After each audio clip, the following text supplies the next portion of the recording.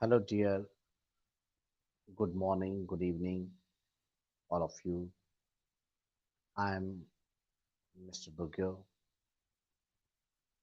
Today, I'm with you with a different topic. I'm live today with you all people to share something new, something different also. I mean, one of the part of the English literature is you know that I'm an English teacher.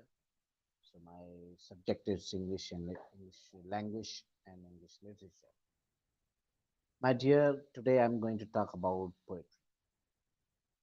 Now, you must know that poetry changes the mood of the people. When you talk about poetry, it means a lot of things, a lot of ideas. You just summarized it, made it in a brief, in a nutshell, but with a complete rhythm. That's called the poetry. Basically, it is a poetry. Poetry is basically a form of literature that uses aesthetic and rhythmic qualities of language. I mean, such as phone aesthetics, sound symbolism, and meter. Now, they are used to evoke meanings in addition to or in place of the prosaic ostensible meaning. It is basically a type of artistic expression that has been used for the centuries to communicate feelings, and not only feelings but ideas and experiences in a unique, powerful way. There are many different types of the poetry, and each with its own set of rules, structures, and conventions. Some of the most common types of the poetry that includes, for example, a sonnet. Now, sonnet basically a 14-line poem with a specific rhyme, rhyming scheme, usually written in iambic pentameter. We have in every language there is a poetry. I mean, the haiku is one of the type of the Japanese the poetry, a three-line poem with a specific syllable count of the five, seven, and five traditional about nature. Now we have another free verse, a poem that does not follow any specific rhyme or a meter pattern. That is called the free verse. In poetry, we have the epic also. And long could be a narrative poem that tells the story of a hero or a journey. We have ode. We must know the ode basically.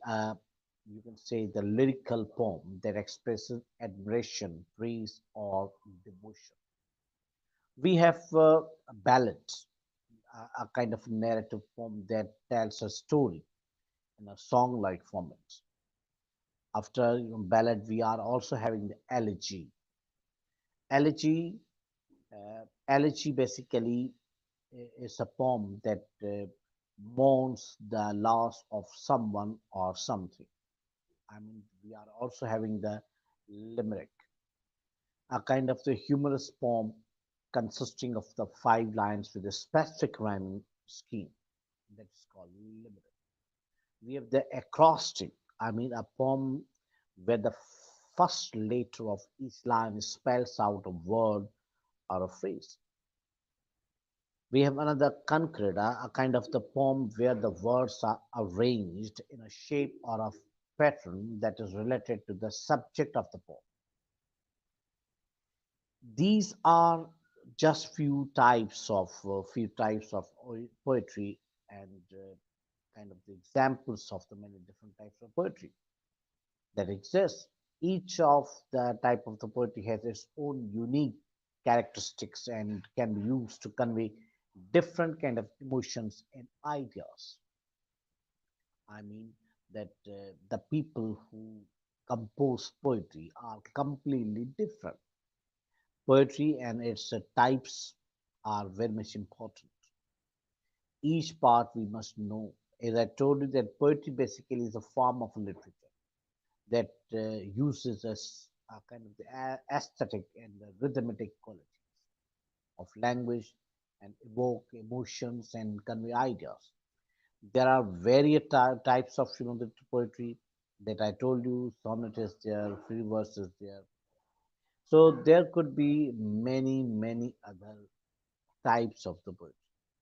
In every era, you will find a kind of a very impressive impression of poetry on the minds and hearts of the people.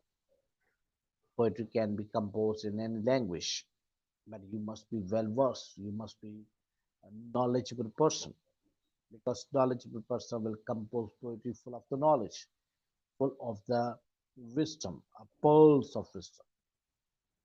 So try to compose poetry, get it checked, and if you do such kind of the practice on the regular basis, you are going to rock.